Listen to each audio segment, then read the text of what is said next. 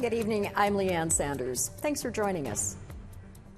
Last week during the Yellowknife wildfire evacuations, hundreds, if not thousands of people self-evacuated the capital city by car. But in a surprising move earlier this week, the Northwest Territories government said it would not foot the bill for those who chose to do so. Here's Sarah Connors with that story. This video shows a trail of cars evacuating from Yellowknife last week. Francis Thrasher's family was one of them. The family of 7 chose to self-evacuate by car to Edmonton on Thursday. So if we sat and we waited until it was time to go line up to get a plane ticket, we're taking up 7 seats of people that potentially need it, like elders and the disabled and other children. According to the territorial government's evacuation order, Yellowknife residents were encouraged to leave the capital city by car. But on Monday, a government official said it wasn't planning to reimburse self-evacuees for their travel expenses. If you self-evacuated on your own means, the expectation will be that you re-enter under your own means as well. The news came as a shock to Thrasher, who's paid around $2,000 out of pocket. And now we're seeing that they refuse to provide us assistance to come back home when they are the ones who told us to leave. It's their responsibility, theirs. I'm appalled at what's happened here. MLA Katrina Knockleby was also surprised to learn evacuees wouldn't be reimbursed. She's been encouraging evacuees to keep their receipts. I am clearly in a position where I am upset at what has happened. I am feeling the pain of my constituents and residents across this territory. At a press conference Tuesday, the territory's finance minister backtracked the previous day's message, emphasizing the territory is dealing with an unprecedented situation. The programs that we have set up for natural disaster evacuations, of which we've sadly had too many in the last couple of years, they are not designed to deal with the kind of situation that we're in. Wozniak clarified help is coming, though what that might look like isn't clear yet. The messaging here is no one is saying no. We're saying let us do some policy work so we can figure out what a good option is. As for Thrasher, he's hoping for financial assistance like an emergency relief fund. He also wants more transparency for displaced families like his own. That's our home, and we're going to come back, and you're all going to answer to all of us. Sarah Connors, APTN National News, Whitehorse. Quebec's highest court has authorized a class action suit that is being led by 2 plaintiffs from the Atikamekw First Nation in Quebec. The 2 plaintiffs say that they both gave birth 5 times, then were allegedly given tubal ligations without consultation or consent. It's not known yet how many Atikamekw First Nations women have allegedly been sterilized in the Quebec healthcare system. But a university study done with statistics starting from the 1980s estimates 22 known cases of possible non-consensual sterilization of First Nations and Inuit women. The allegations in the class action have not yet been proven in court. We want to hear what you think about the stories you've just heard. Here's how to continue the conversation. You can also find us online on your favorite social media sites, including TikTok, YouTube, LinkedIn, and X, previously Twitter. Follow APTN News to join the conversation and see our latest stories. Nunavut plugged into Canada's wider research infrastructure this week as Nunavut Arctic College joined the National Research and Education Network. Trevor Wright highlights why this was very much needed. Internet at Nunavut's only community college is about to get an upgrade as they join the National Research and Education Network's low orbiting network, bringing higher internet speeds to its facilities and residencies. The first community the network connected to was Iqaluit, where a ribbon-cutting ceremony was held to celebrate its rollout. The next Nunavut Arctic College facilities expected to receive high-speed internet will be Clyde River, Rankin Inlet, Arviat, and Cambridge Bay. This is expected to expand to all communities over the next year. And in the next year, we're looking to expand this to all our other community learning centers.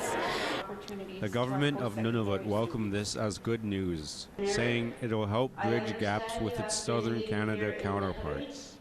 Expanding online learning opportunities will help to reduce the digital divide experienced by remote communities and ensure more equitable access to education. The need for more reliable internet was there even before the pandemic, says Mearns. But for the community, in the past number of years, we've received a number of questions about the reliability of the networks within our community learning centers. Older internet satellites often orbit over the equator, giving slower northern connectivity. This will be different, according to the president of Galaxy Broadband, with whom the college has partnered up with. In a few years, you're going to have more bandwidth than you can even imagine, because a lot of these satellites go over top of the North Pole. So we see a huge opportunity for Nunavut. Trevor Wright, APTN National News, Iqaluit. We have to take a short break, but when we come back, we'll hear about the recent meeting of the Métis Nation of Ontario. Back after this.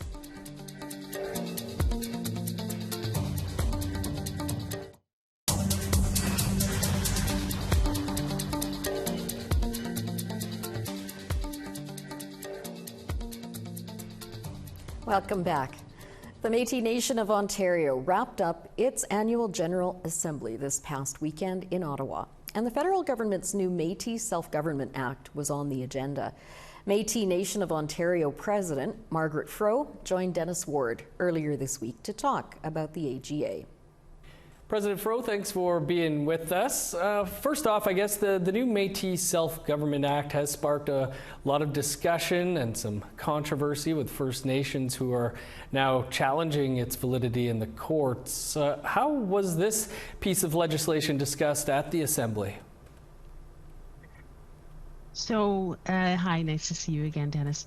So Bill C-53, which is the bill, it's the piece of Indigenous self-government legislation that accompanies our self-government agreement, as is the case with every self-government agreement in this country's history or modern-day treaty, was something that, as you know, was introduced in June of this year, and it's a necessary tool for Canada to change its laws to recognize not just the Métis Nation of Ontario, but also the Métis Nation of Alberta and the Métis Nation of Saskatchewan, and in particular, our jurisdiction over our core governance areas of citizenship, our leadership selection, how we govern ourselves in terms of our government, in particular financial administration, and taking care of Métis children. So this is something that's been in the works for several years. It actually builds on two self-government agreements, one from June of 2019 and one from earlier this year. And so it's something that our citizens have been very familiar with as we've and again, we've been very public about all of this since about the last 7 years now. We've been negotiating this, and so we've had the opportunity to update our citizens on the status of the bill, and we're very excited to see it move forward through the legislative process. I guess, are there concerns with litigation or possible litigation? There are some matters that are before the courts, and I can't comment on those, Dennis. Okay, it was obviously a busy assembly for yourselves. Can you also give us an update on the Métis Citizenship Registry? Several months ago, members voted to revoke the membership of thousands of individuals. Can you tell us what happened with this issue at the Assembly? Yeah, so, you know, one of the things that we did as we moved forward in negotiating those self-government agreements, one of the very first things that we did as a Métis government was to say, let's make sure we have absolute clarity on who we represent. We conducted an independent third-party review of our citizenship registry, which told us what we knew in terms of who we represent, those communities. But it also flagged that there were just over 5,000 citizenship files out of over 31,000 that had incomplete files. So over the course of the last 30 years, we celebrated 30 years at our assembly this year. Over the course of the last 30 years, that registry has gone from zero support to where we are today. We've built it, as have other Métis governments, including shifting to a national definition that the Métis Nation of Ontario, along with all of the other Métis governments, developed together in 2002 before we headed to the Supreme Court of Canada in the Pally case to argue that. And so, with the changing definition, with a shift in terms of how well we were able to resource our registry, we knew coming out of that independent review that we've recently conducted that we had some legacy issues, including just over 5,000 citizenship files that were incomplete. We took that information. We've published all of this information. I think probably the most transparent Indigenous government action on this type of a review. We took the information out to our citizens. We issued a What We Heard report based on the engagement over the course of a year with our citizens. And coming out of that What We Heard report a year ago, we took it to our assembly, our annual General Assembly, which is the highest authority within our unique Métis government. And the Assembly gave us direction to move forward with the province-wide plebiscite, which we did over the course of this last winter. We had well over 8,000 citizens participate, and they gave a very strong response to say, for those citizens that have incomplete files, it's one of the things that we heard loud and clear from our citizens through that year-long engagement through the plebiscite was, we need to be able to ensure that we can guarantee that every single citizen is, in fact, a rights-bearing Métis person under Section 35 of the Constitution Act. So we received direction to move forward with a special assembly, which we did this past June, and we gave direction to, in fact, implement that direction, that democratic will of our citizens that we received through the province-wide plebiscite, to actually remove those individuals. So those individuals with incomplete files, we've followed through from that assembly this summer to issue the notices to them. Of course, we put in place an appeals process. We wanted to make sure, as we have over the course of this whole entire process, to ensure that it's very fair and transparent. And so that is that's in process right now. Well, President Fro, congrats on all of those anniversaries. Marcy, thanks for joining us today. Thank you very much, Dennis. Merci. It's only been a matter of weeks since the North American Indigenous Summer Games wrapped up. Now, the Nova Scotia Migma Summer Games are in full swing. Hosted by the Millbrook Nation, they're expected to draw thousands of athletes and spectators. Angel Moore reports. I guess we're gonna win for you guys! We'll win for you guys! That's Team Geskabigia, U12 softball team, competing at the Migma Summer Games held in the Millbrook Nation. Fans filled the bleachers at the Millbrook ball field to watch Team Millbrook and Team Geskabigia. Geskabigia is located on the south shore of the Gaspé Peninsula, Quebec. With 1 win and 1 loss, Leighton Gideon, team captain, says, "It feels great, like being in the summer games and like playing against other teams, like other communities." The Mi'kmaq Summer Games were last held in Millbrook Nation 7 years ago. The games keep growing, with more than 2,000 athletes participating from Quebec, New Brunswick, and PEI, with over 20 sporting events such as baseball, lacrosse, and archery. Athletes are all ages and all levels, are an inspiration to the next generation. Bob Glode, chief of the Millbrook Nation, says, individuals that normally don't compete at the larger scales, like with NEG and nationals and provincials, but we also have some of those athletes that are here that participate at more of the elite levels, our kids that are under 18. So it's also good to have them in the community competing with their community members and friends, and also with other communities as well. Entertainment and medal ceremonies are held every night at the powwow grounds, and the games end this Sunday. Angel Moore, APTN National News, Millbrook, Mi'kmaq Nation. Another quick break, but when we come back, we'll continue our look at the origins of the Jingle Dress.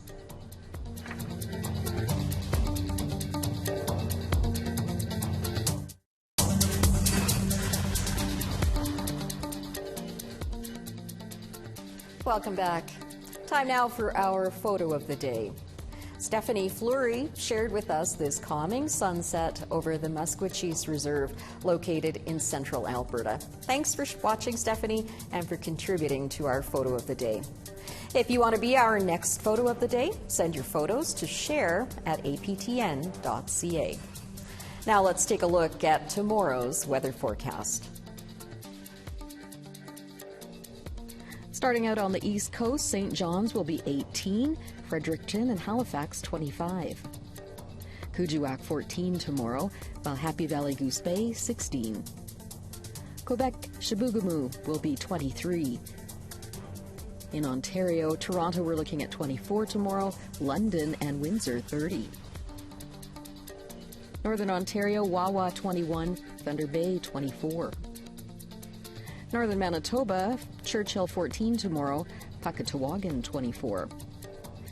Further south, Dauphin 26 and Winnipeg 26. In Saskatchewan, Yorkton will be 23, North Battleford 21. Further north, Uranium City is 22 tomorrow, and Buffalo Narrows 20. Heading into northern Alberta, high level will be 25 and Grand Prairie 21. In the south, Red Deer 17 and Lethbridge and Medicine Hat 23. In BC, Quesnel at 23 tomorrow and Campbell River 24. Northern BC, Fort Nelson 27 tomorrow and Prince Rupert 18. Old Crow will be 12 and Watson Lake and Whitehorse 24. In the Northwest Territories, Wrigley will be 25 and Norman Wells 19. In Inuvik 11 and Colville Lake 15. Cambridge Bay 12, Baker Lake 15 and Arviat 18. And Resolute will be 1 tomorrow and Iqaluit 8.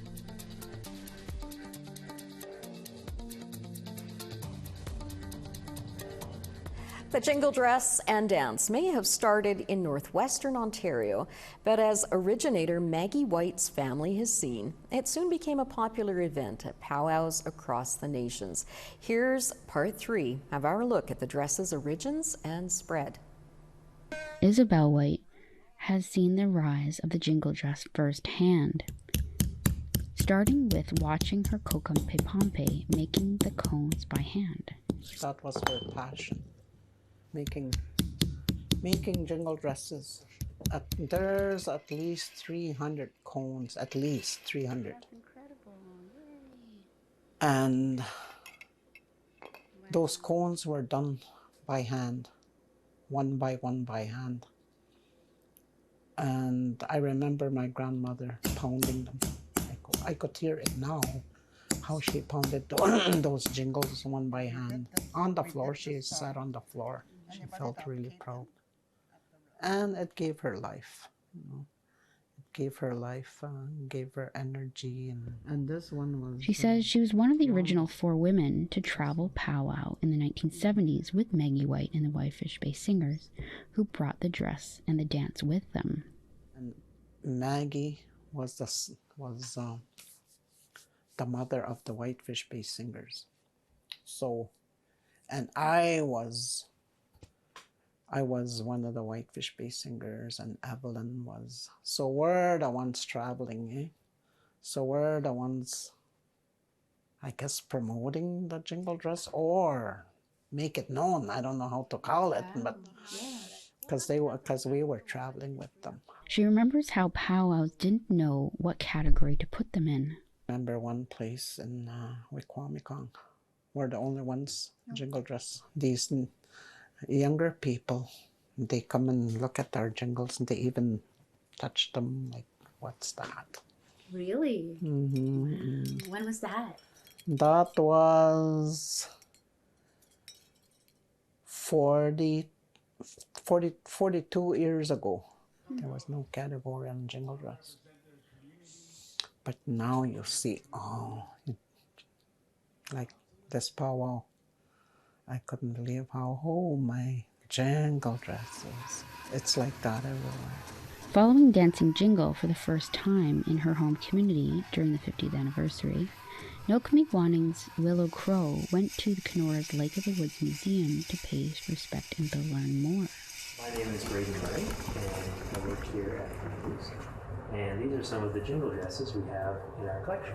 These ones are quite old. We suspect they're from around the 1940s. Yeah. So in 2019, we had an exhibit on the jingle dress, featuring many of the dancers from my birthday. So this is the exhibit catalog to be able to help kind of share that story. In 2019, the Kenora exhibit showcased jingle dresses and the region's origin story, along with photography with now Toronto Photo Laureate Nadia Quandabins, who is from the region. It was excellent. Colorful and bright, and there was audio visual, and the sound of jingles, and just, yeah, it was a great summer exhibit. Really good.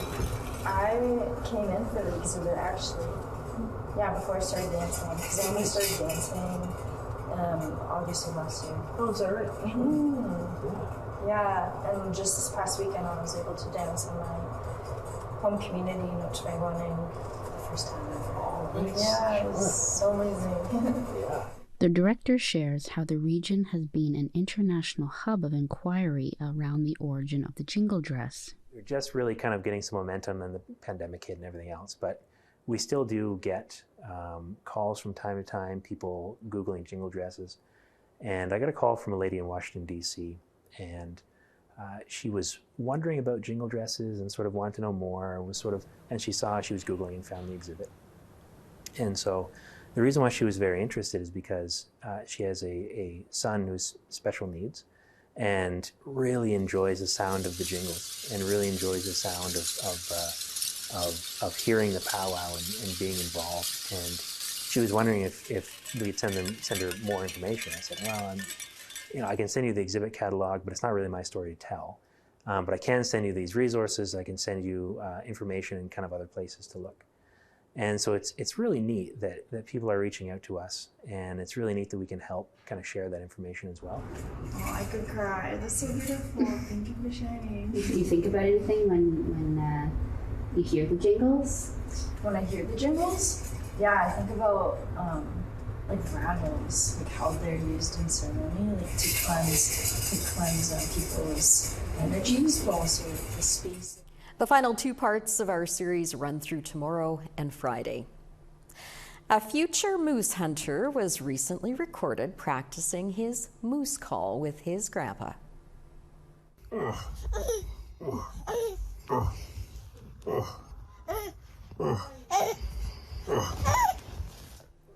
Easton Head Nepope is 7 months old. Grandpa Fabian Head, who's the chief of Red Earth Cree Nation in Saskatchewan, says this little guy's dad got his first moose at the age of 16 and hopes for Easton to learn as well.